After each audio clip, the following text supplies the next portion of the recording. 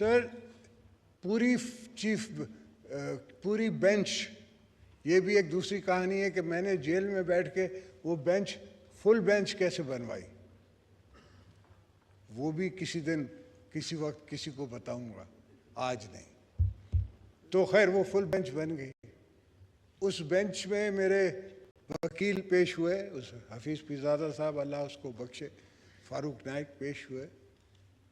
तो खुद full bench ने जजमेंट दी कि बाइस is floating on the surface. तो मेरे वकीलों ने कहा कि सर जितनी इसकी सज़ा है उतनी तो हमारा जो वकील है वो काट चुका है, मगर उस पे उनने कोई बात नहीं की। वो वापस भेज दिया गया केस, रिमांड करके उसी जज